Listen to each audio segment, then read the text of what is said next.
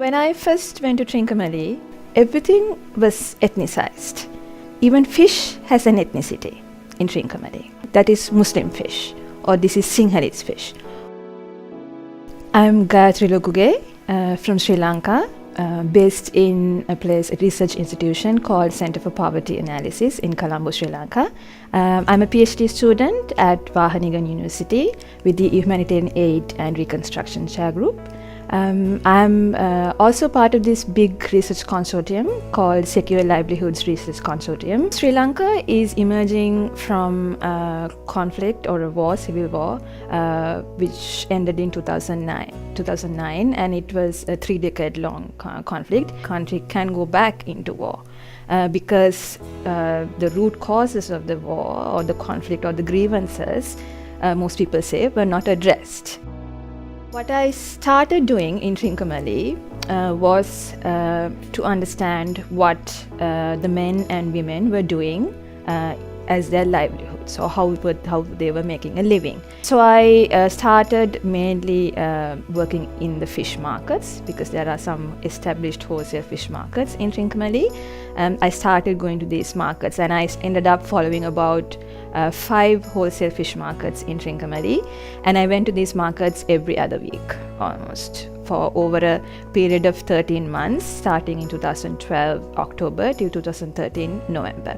So in the end, I spoke to about 100 people by the end of the 13-month stay.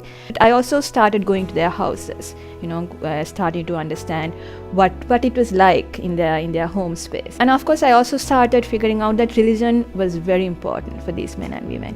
So then I started going to the religious places. I went to the Tamil Hindu kovils, their religious places, then sometimes a few Buddhist temples, not so much the Muslim mosques.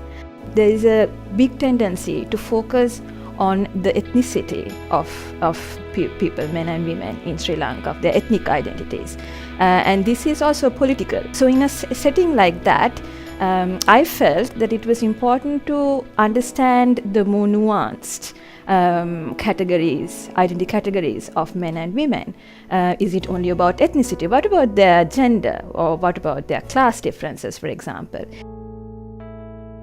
It was important to look at how they overlap, and in that overlap, how they create these inequalities, and how they even empower people, because it's not just a negative, this could be positive as well. Women and of course men are discriminated at these different axes, these different identity categories. Women are not part of the fisheries sector, which is very different to the west coast in Sri Lanka. Then one day, driving through one of the coastal scenic routes in Trincomalee, I saw a group of women in a lagoon. They actually collect the clam and the mussels from the lagoon areas.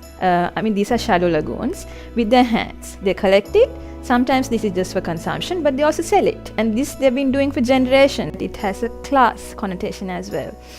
Literacy levels were also comparatively low to the other Muslim women, even in the vicinity. There was this certain level of social stigma attached to the women as well at the wider society. But on the other hand, these women were supporting themselves. These economic activities like livelihoods and whatever dynamics that are played out in this economic sphere can, and it does, impact people's maybe everyday politics, their cultural interactions. So it's embedded. These activities are embedded in a wider array of things. For example, Muslims in all over the world, and of course in Sri Lanka as well, they have 1 month where they fast. They're fasting. They refrain from eating food for a certain period of time. Fishing is, of course, a very physically demanding job. And when we are out in the sea, it's difficult for us not to eat.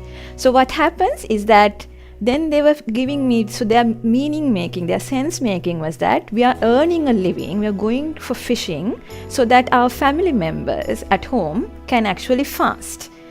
some of the war-related dynamics, some of the war-related tensions still continue. And one of the more interesting places that interesting events, interesting instances that I came across this was in this whole practice of illegal fishing. After the war ended in 2009, a few years down the line, this type of fishing was declared as banned fishing method for lots of reasons. If the Department of Fisheries doesn't have the resources to regulate this kind of fishing, so it was then mandated that the Navy actually has an overlook with these practices of bribing and corruption, which involves lots of government entities at all kinds of different levels. This became almost a negotiated, they were trying to get to a negotiated settlement.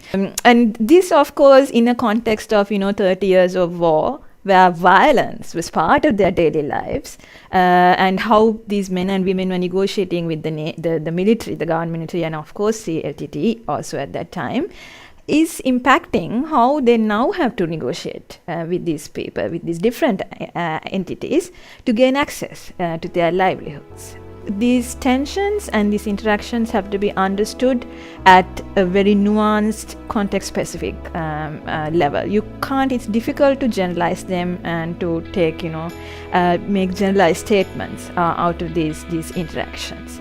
And I think this would help us in trying to going towards a better future for Sri Lanka as well, where you try to be more inclusive and also address some of the social tensions at the grassroots level.